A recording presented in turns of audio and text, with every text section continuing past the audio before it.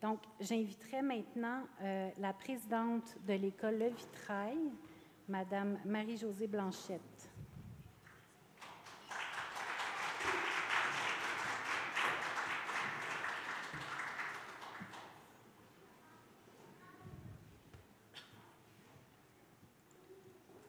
Bonsoir, Madame la Présidente. Bonsoir, Monsieur le Directeur général.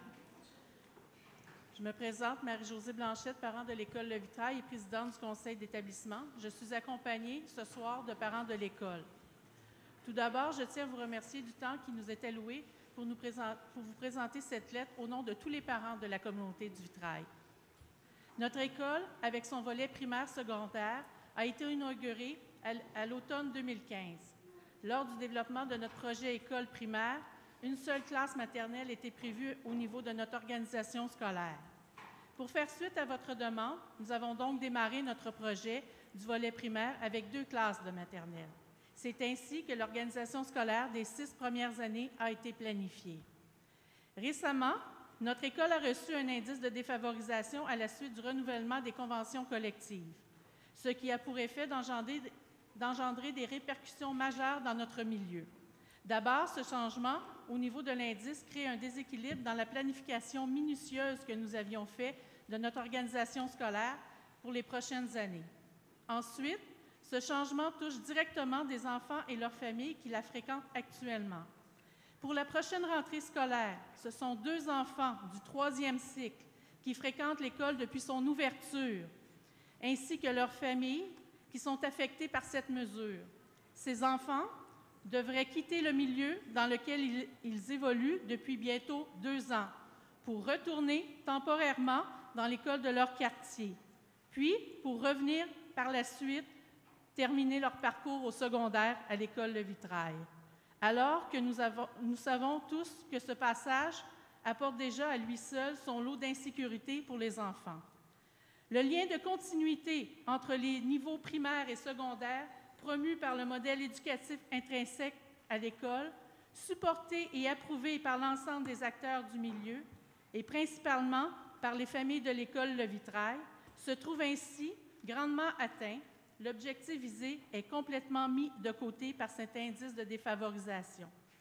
Le conseil d'établissement a donc convoqué une assemblée générale extraordinaire le 16 février dernier.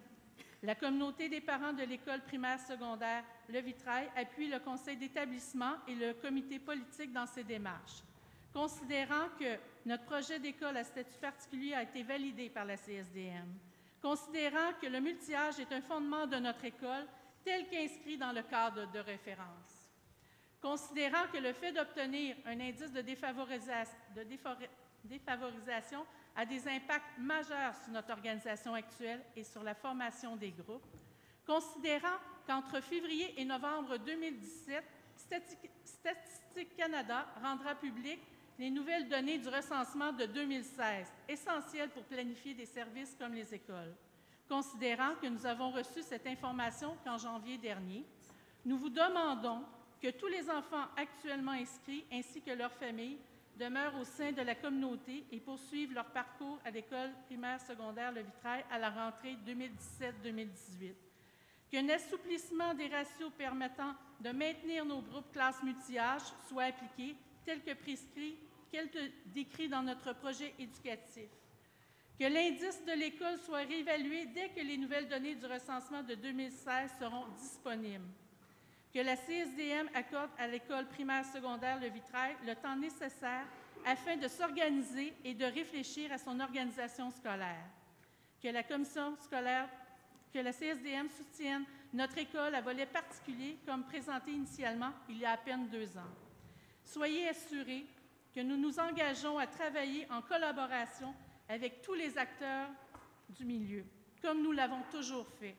De ce fait, nous demandons à la CSDM un statu quo pour la prochaine année scolaire 2017-2018 pour l'école primaire secondaire Le Vitrail, pour l'ensemble de la communauté qui croit en ce projet, mais d'abord et avant tout pour ces enfants citoyens de demain qui se retrouvent directement touchés, bien malgré eux, par une telle situation.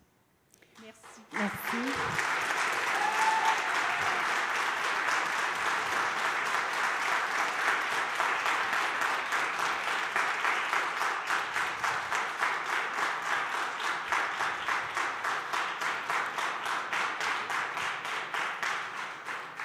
Merci, Madame Blanchette.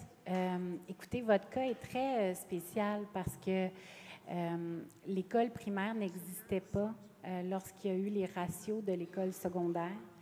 La façon que le ministère a procédé pour la signature de la Convention nationale concernant les ratios de votre école primaire, c'est en se basant sur des données de l'école secondaire qui, auparavant, n'étaient pas dans le même quartier.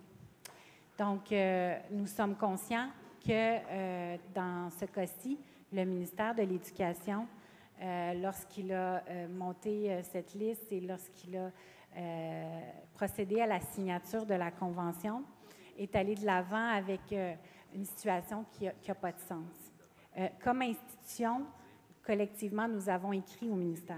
Nous avons demandé au ministère de déroger à cet élément-là et nous avons reçu une réponse négative, comme quoi la Convention nationale avait été signée avec une liste d'écoles qui était annexée.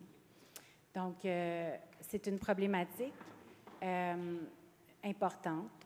La seule façon de pouvoir arriver à une solution serait que de part et d'autre, donc la commission scolaire et l'Alliance des professeurs, s'entendent pour exempter l'école Le Vitrail.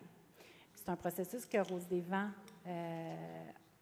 pour lequel on a travaillé pour Rose des Vents, et vous voyez ce soir que c'est un processus qui s'est soldé par un échec.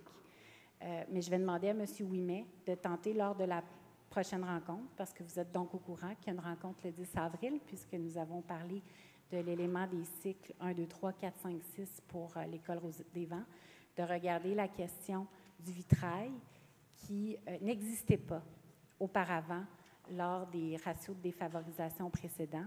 Et je vous inviterai, Mme Blanchette, à écrire au ministre de l'Éducation concernant votre problématique.